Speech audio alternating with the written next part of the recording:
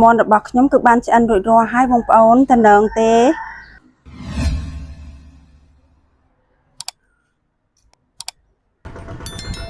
ក្រែល្អណាបងប្អូនអើយតែអត់លុយទិញឃើញក្រែយ៉ាងស្រឡាញ់តែបងប្អូនក្រែក៏មានទូក៏មានចាសួស្តីពុកម៉ែបងប្អូនថ្ងៃនេះនាងខ្ញុំបន្ទាប់ពីសម្រាប់ពីការលក់ដូរបន្តិចដែរដោយសារតែមានពេលវេលារៀងទៅបន្តិចថ្ងៃហ្នឹងគឺនាងខ្ញុំមកធ្វើមាន់ឆាក្តៅអង្ក្រងមាន់ស្រែបងប្អូនបន្ទាប់ពីខ្ញុំបានលក់ដូរហើយអញ្ចឹងគឺខ្ញុំចាប់ផ្ដើមទៅផ្សំគ្រឿងតែម្ដងបងប្អូនខ្ញុំចាប់ផ្ដើមទៅកាត់គល់ក្រៃនៅមុខផ្ទះខ្ញុំនៅខាងនោះឥឡូវខ្ញុំមកកាត់គល់ក្រៃនៅមុខផ្ទះក្រៃមុខផ្ទះមីងខ្ញុំអានល្អមានគល់ក្រៃផ្ទះម៉ែខ្ញុំអានល្អទេមិញឥឡូវខ្ញុំមកកាត់ផ្ទះមីងអាន3 4គល់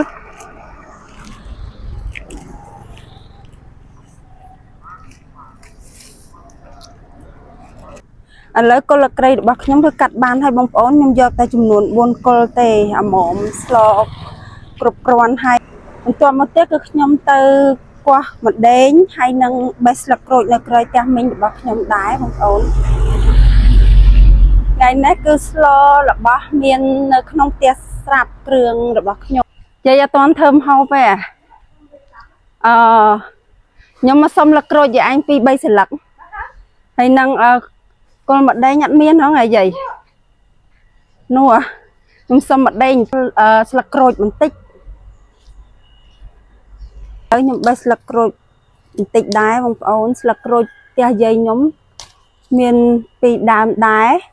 ដើមនេះនិងដើមនោះដែរធំល្មមដែរបងប្អូន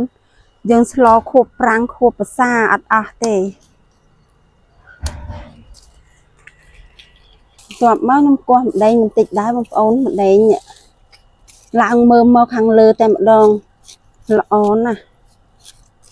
បងស្រីខ្ញុំគាត់ស្លគាត់មានគ្រឿងនៅក្នុងផ្ទះដែលគាត់បានដាំស្រាប់គាត់មានអញ្ចឹងខ្ញុំអត់មានដីដាំបងប្អូនអញ្ចឹងពេលខ្ញុំត្រូវការស្លខ្ញុំមកសុំផ្ទះបងខ្ញុំក្រណាស់ដីខ្ញុំទូចអញ្ចឹងអត់អាចដាំបន្លែបានអូយសម្អាតនេះបានហើយទៅគឺខ្ញុំមកកោះរំដេងនឹងបេះស្លឹកក្រូចផ្ទះបងកន្ធាឥឡូវបងធ្វើម្ហូបអីដែរបងថាឆាក្រងដែរនេះបងឆាក្រងបងក៏ឆាក្រងដែរចាខ្ញុំឆាក្រងដូចគ្នាដែរក្រងជាមួយហ៊ុនចៃឥឡូវអត់មានឆាលេងដាតណាអូថ្ងៃនេះច្រើនមែនតើបងឯងស្លឆាក្រងអីគេសាច់អីខ្ញុំសាច់មាន់ស្រែប្តីខ្ញុំធ្វើឲ្យហើយមាន់ស្រែបងអើយឆ្ងាញ់ទៀតទៅសាច់ទូចចាឥឡូវខ្ញុំបានរួចរាល់ហើយខ្ញុំទៅវិញណាបងដោយសារតែតូបអត់មានអ្នកមើលដែរទៅធ្វើម្ហូបបដាទៅលក់បដាដែរនេះឥឡូវក្រូចខ្លងរបស់ខ្ញុំឲ្យផ្លែល្អមែនតើបងប្អូនពេលដែលភ្លៀងមករាល់ថ្ងៃអញ្ចឹងណាហើយថ្ងៃមុនប្តីរបស់ខ្ញុំគាត់បេះបាន2ផ្លែដែររសជាតិផ្អែមឆ្ងាញ់អត់ល្វីងទេបងប្អូនអើយចាឥឡូវនេះគ្រឿងក្រៅរបស់ខ្ញុំគឺខ្ញុំបានផ្សំបានអញ្ចឹងសូមជួបគ្នានៅខាងលើនៅផ្ទះបាយរបស់ខ្ញុំដែរបងប្អូនពុកម៉ែបងប្អូនថ្ងៃនេះមកជួបស្រីទូចម្ដងទៀតហើយស្រីទូចមានមុខម្ហូបមួយគឺឆាក្តៅមាន់ជាមួយនឹងអង្ក្រងឆាក្តៅមាន់ស្រែបងប្អូនហើយចំណែកគ្រឿងរបស់មាន់របស់យើងហ្នឹងគឺមានដូចជាស្លឹកក្រូចគល់រំដេងគល់ស្លឹកគ្រៃខ្ទឹមសល្មៀតហើយនឹងមានម្ទេសក្របផងដែរហើយម្ទេសឆាហើយនេះគឺប្រហុកឆាក្តៅរបស់ខ្ញុំគឺខ្ញុំបន្ថែមប្រហុកបន្តិចដែរហើយនេះគឺជាម្រះព្រៅនេះដូចបន្លែដែរបងប្អូនខ្ញុំដាក់ចំនួនប៉ុណ្ណឹងដែរហើយឆាក្តៅមាន់របស់ខ្ញុំហ្នឹងគឺមានអង្ក្រងចំនួន1ចានដែរបងប្អូនហើយនេះមាន់ស្រែនេះគឺប្តីខ្ញុំគាត់បានធ្វើឲ្យតាំងពីព្រឹកបងប្អូនចំនួនប្រហែលជា1គីឡូជាងដែរតែនេះចិត្ត2គីឡូដែរហ្នឹងព្រោះមាន់យើងធំបងប្អូនមាន់ញីមានរសជាតិឆ្ងាញ់ហើយខ្លាញ់ហើយមាន់ហ្នឹងចិត្តពងហើយបងប្អូនតែដោយសារថ្ងៃហ្នឹងគឺខ្ញុំចង់ញ៉ាំឆាក្តៅ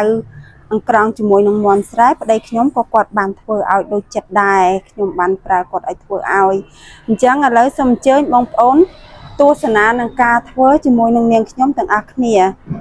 ចាប់ដើមយកមន់របស់ខ្ញុំយកមកចិញ្ច្រាំឥឡូវគឺប្តីរបស់ខ្ញុំគាត់ចាប់ដើមចិញ្ច្រាំមន់ឲ្យដែរបងប្អូនប្តីខ្ញុំក៏គាត់ចុងភៅដែរបងប្អូនគាត់ចូលជាក្រានបានម្ដងម្កាលដែរគាត់ចូលធ្វើម្ហូប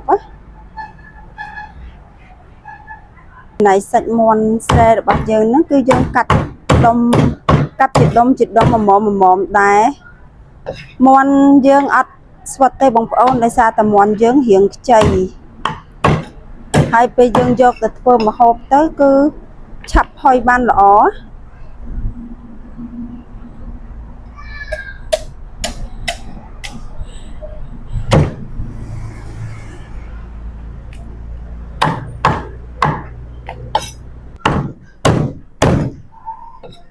ចាឥឡូវប្តីខ្ញុំគាត់ចិញ្ច្រាំបានចិត្តហើយ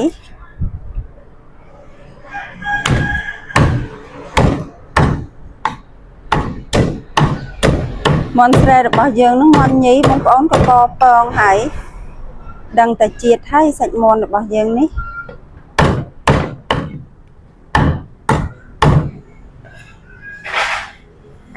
ឥឡូវគឺមន់របស់យើងចិញ្ច្រាំបានរួចរាល់អស់ហើយបងប្អូនសាច់ល្អមែនតែនសាច់មន់ខ្ចីផុយឆ្ងាញ់ពេលដែលយើងយកមកឆាជាមួយអង្ក្រងហ្នឹងចូលជាតិគ្នាណាចាឥឡូវគឺខ្ញុំចាប់ផ្ដើមដាក់ខ្ទះហើយដើម្បីយើងយកសាច់របស់យើងយកម្ករំលីងបងប្អូនមន់របស់ខ្ញុំមុននឹងខ្ញុំយកមកឆាគឺខ្ញុំរំលីងមន់ឲ្យបានស្ងួតទឹកល្អបានខ្ញុំចាប់ផ្ដើមយកមកចម្អិនខ្ញុំបានដាក់លឹកក្រូចបន្តិចដែរបងប្អូនយើងយកមករំលីងជាមួយនឹងសាច់មន់ដើម្បីឲ្យមន់របស់យើងបានស្ងួតទឹកល្អហើយនឹងកាត់ចម្អាបបងប្អូន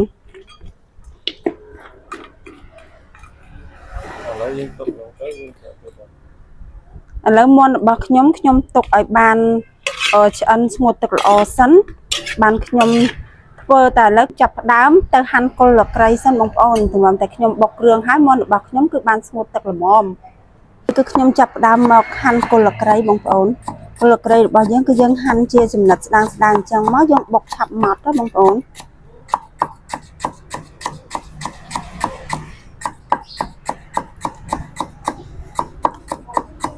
ក្បត់ខ្ញុំមុតល្អបងប្អូនអើយពេលហាន់អញ្ចឹងលឿន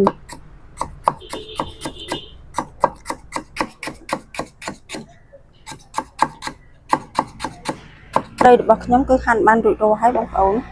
ខ្ញុំដាក់4គល់ហ្នឹងបើគ្រឿងច្រើនពេកខ្លាចស្កាត់ហើយបន្ទាប់មកទៀតគឺខ្ញុំហាន់គល់ម្ដេងដែរគល់ម្ដេងខ្ញុំដាក់មកល្មមទេបើយើងដាក់ច្រើនពេកខ្លាចហាងអត់ឆ្ងាញ់ហើយយើងហាន់ចំណិតស្ដើងអញ្ចឹងយើងយកមកចិញ្ច្រាំមកអត់ទូទៅបុកទៅឆាប់បានម៉ត់ល្អ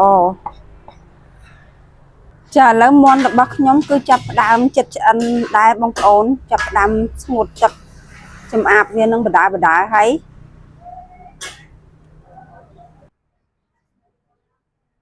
ខ្ញុំចាប់ផ្ដើមហាន់ស្លឹកក្រូចដែរស្លឹកក្រូចខ្ញុំដាក់3ស្លឹកដែរហើយខ្ញុំហាន់ឲ្យល្អិតអញ្ចឹងដែរពេលដែលយើងដាក់ជាមួយនឹងគ្រឿងរបស់យើងនឹងឈ្ងុយមែនតើសិតតែគ្រឿងដែលយើងមិនអាចដែលថាអត់ប្រើឆាក្តៅរបស់យើងបើសិនអត់មានគ្រឿងអស់ហ្នឹងគឺញ៉ាំទៅអត់ឈ្ងុយហើយខ្ទឹមសដែរបងប្អូនខ្ទឹមសរបស់ខ្ញុំប្រើ5កំពឹសដែរខ្ញុំបកសបកចេញឲ្យបានស្អាតណាប្រើខ្ទឹមសយើងច្រើនគឺឈ្ងុយ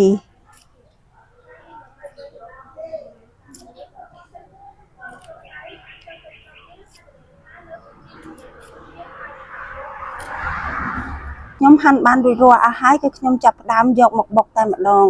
ហើយគឺខ្ញុំបុក3មុខចូលគ្នាសិនបងប្អូនបុកស្លឹកក្រូចម្ដេងគល់ស្លឹកគ្រៃឲ្យបានម៉ត់ល្អមកចាំយើងដាក់ខ្ទឹមសល្មៀតម្ទេសតាមក្រោយដោយសារតែខ្ទឹមសរបស់យើងហ្នឹងគឺបុកជាមួយគ្នាទៅចេញទឹកបងប្អូនអញ្ចឹងវាអត់ម៉ត់គ្រឿងយើងបានល្អទេអញ្ចឹងខ្ញុំបុក3មុខនឹងសិន គឺខ្ញុំបុកគ្រឿងរបស់ខ្ញុំនេះបានម៉ត់ល្អគឺខ្ញុំចាប់ផ្ដើមបន្ថែមល្មៀតខ្ទឹមសហើយនិងម្ទេសយើងដាក់បុកចូលគ្នាមក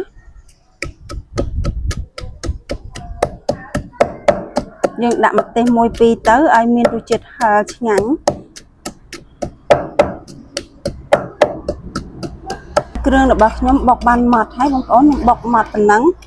ឆាក្តៅរបស់យើងមិនបាច់ចាំបុកម៉ត់ខ្លាំងពេកទេបងប្អូនបុកប៉ុណ្ណឹងល្មមទៅយើងអាចឆាបានហើយឥឡូវខ្ញុំចាប់ផ្ដើមមករើសក្រងបងប្អូនក្រងរបស់យើងនេះគឺអ្នកភូមិគាត់បានយកមកលក់ឲ្យដែរបងប្អូនភាសាមិញហ្នឹងខ្ញុំឃើញល្អខ្ញុំទៅទិញហើយក៏នឹកឃើញថាចង់ស្លមកជូរគ្រឿងផងចង់ឆាក្តៅផងអញ្ចឹងក៏ខ្ញុំយកមកឆាក្តៅមុនទៅខ្ញុំរើសមកល្មមដែរបងប្អូនត្រង់របស់យើងអត់មានសម្រាមអីតូចអញញ៉ៃទេ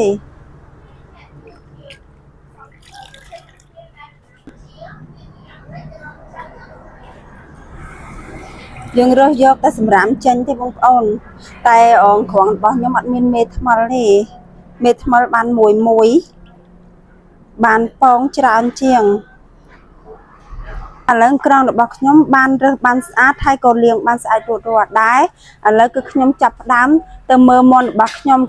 គឺខ្ញុំធ្វើគ្រឿងបានរួចរាល់មាន់របស់ខ្ញុំគឺស្ងួតទឹកបានល្អតែម្ដងល្អមែនតើបងប្អូនអើយឡើងស្ងួតហើយក៏ពណ៌ក៏ស្អាត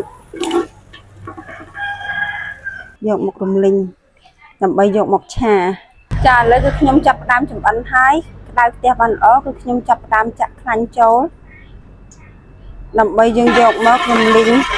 ជាមួយនឹងម្ទេសឆ្អើរ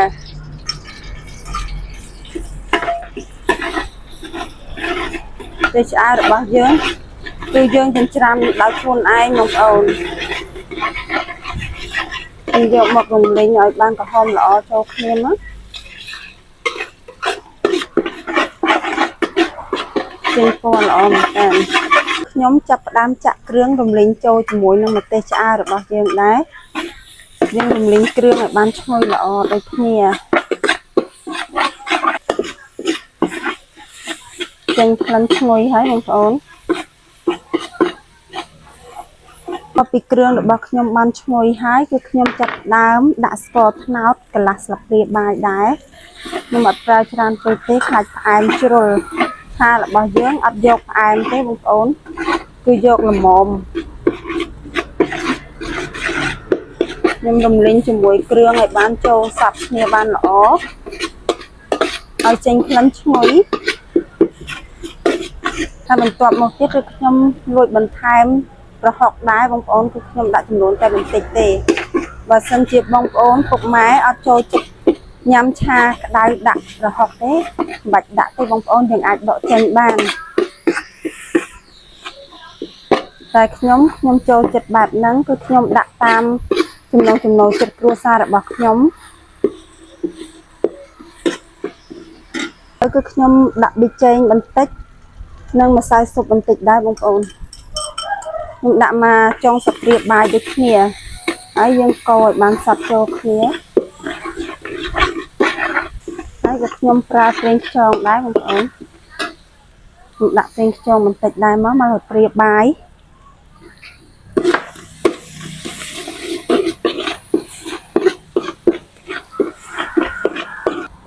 កូរបានសព្វចូលគ្នាល្អហើយគឺខ្ញុំចាប់ផ្ដើមចាក់មាន់ចូលតែម្ដង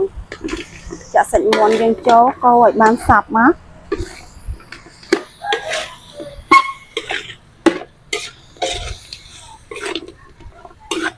ចំណងមែនតើពុកម៉ែអើយដាក់គ្រឿងចូលទៅដឹងតែឆ្ងាញ់ជាមួយនឹងសាច់មាន់ស្រែយើងថែមទឹកចំនួនមួយកូនចានចង្កឹះយើងហ្នឹងដើម្បីយកមករងាស់មាន់យើងឲ្យបានផុយល្អឲ្យបានឆ្អិនល្អ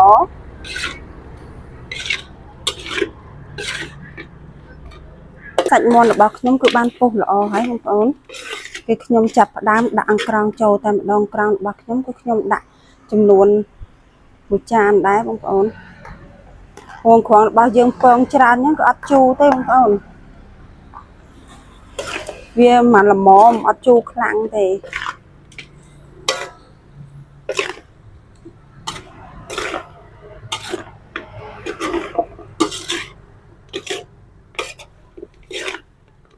tình nọn á bông bầu nế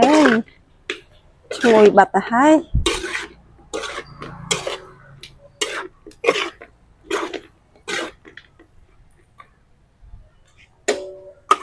cha lấy cứ nhom bàn than tật tây bàn tịch đái bông bầu đây xa tay một bông trong bàn prơ và học đái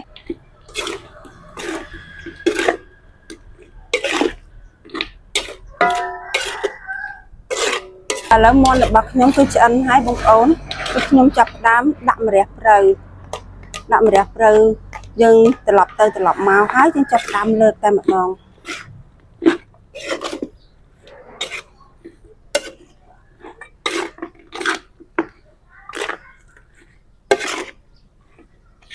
nhưng đã tao mà support thế rẹp rời bao nhiêu chập chân thêm một lần đâm chập đám lụa hai bông ốn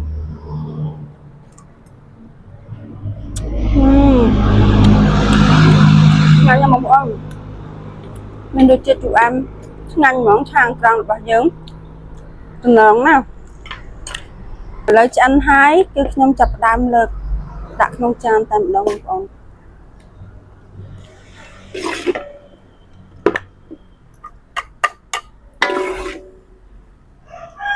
món được bạc nhóm cực ban chân rồi ro hai bông ôn tên nón mình tên bông ôn ơi miền đồ chết ngồi ngăn hay nhằm tới miền đồ chết chu em ngắn chàng tròn được bao dương cho môi này sạch món xe được bao dương nắng tên nón nè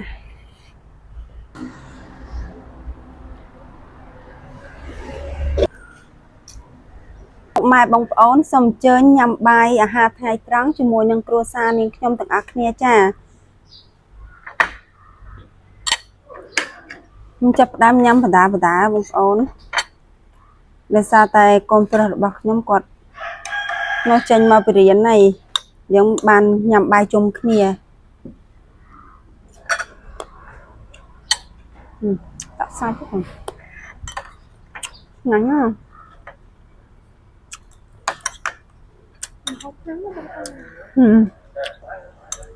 bông mà nhằm bài chẳng ác nè nên á đang ở đây được bác nhóm quạt rồi bị càng nghe được bác quạt ở lấy bàn mà nhằm bài chung kia bông ổn nhưng là được nè mà con này không có chết đâu ngắn nha bông ổn nè làm còn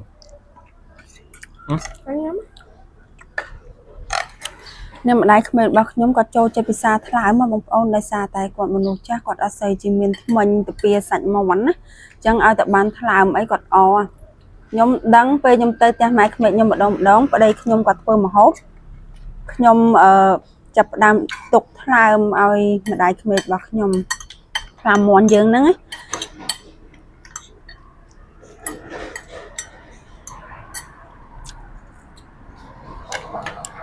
ngắn nha bông ôn chẳng đăng thà ru chiết dạng ná bông ôn xạ thưa tan nhưng nhóm đai tới đăng tay ngắn tay một đòn nhắm còn bạn con pro bạc nhóm có quạt che nhắm lại món thường không món á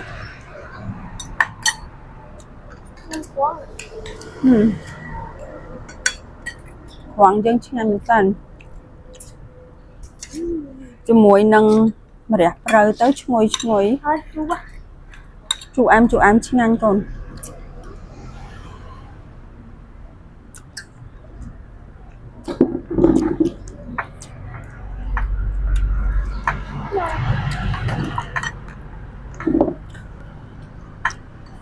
sạch mòn được bao dương Oxford đây bông ôn đây sao là dương monster á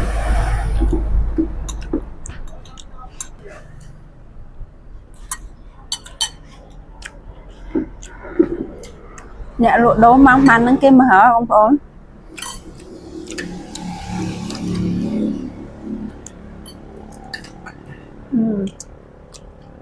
sạch em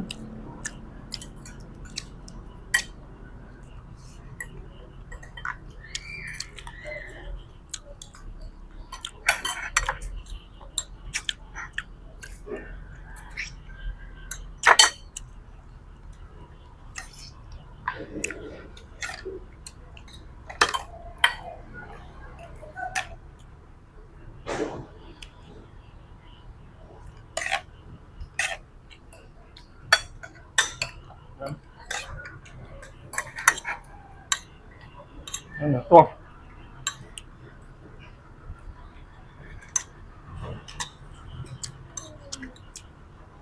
em tên thì bạn sẽ ảnh sát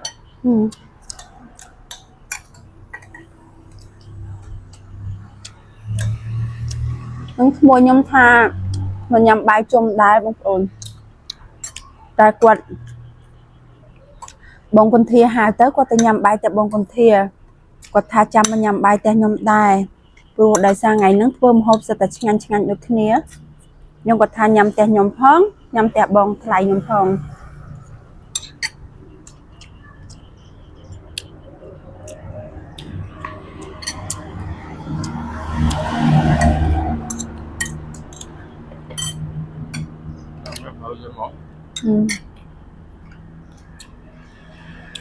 nhậm một cái mặn mặn nói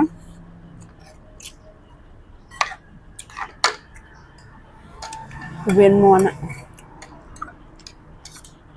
đây nhóm quạt đại sa mòn dương luôn anh chẳng quạt tôi quạt dọc của viên đái bông ôn tay của viên cháy á đại sa tập đây nhóm quạt man hàn nên tục đây các bạn quạt tôi chặt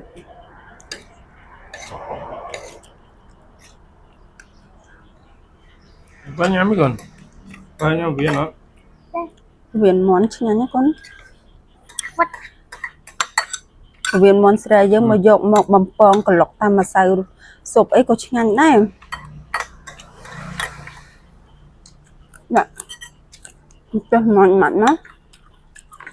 mình được chết hai ngàn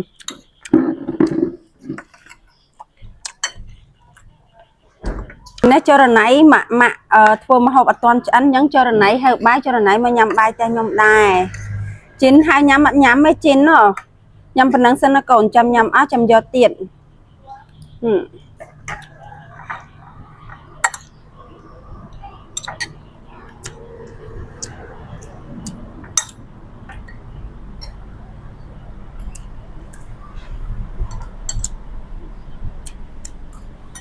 nhầm cho mặn mặn nắng à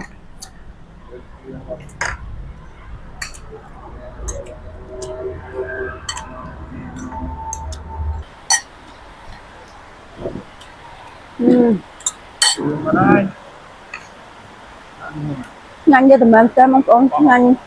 là mình ai thắc cái này bán nó mà không mà một nhé em bây giờ chặt đám liền đại mong con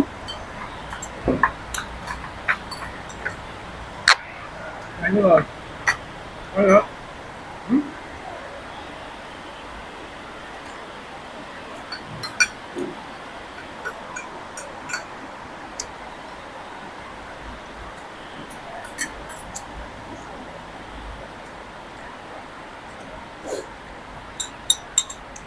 thôi xin anh không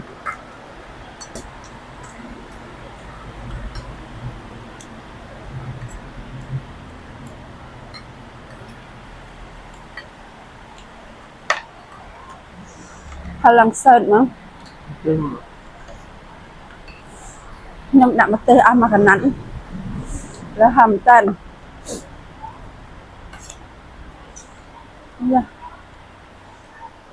đã sạch ở con tôm xuống nhầm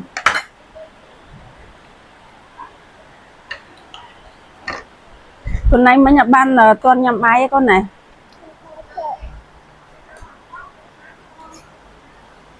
rồi sạch ở hôm nay tịnh hôm nay ăn xay miên mình trả lời cái nhầm ban nhầm đụt hoa hái bông ôn vì tao được ba sợi túi từ miền tây phần năng tây bông ôn sợi túi xôm ở con cụm mai bông ôn lại ban tu sna vì tao sợi túi trong bị đám để hột đào chập xôm chun qua cụm mai bông ôn đại ban tu sna nó một con tu sna xôm chun qua tục chỉ muốn chun qua ai cụm mai miền sọc hiệp lõ rồi xí từ tua tiên miền bán vừa đầm ná tây nam mộc ná ai chuột tai sọc đây chầm ràn sợi túi xôm sọc rét đừng like đừng xem nhạc muối mà bông ôn xong chừng được đĩa xong bọc con bye bye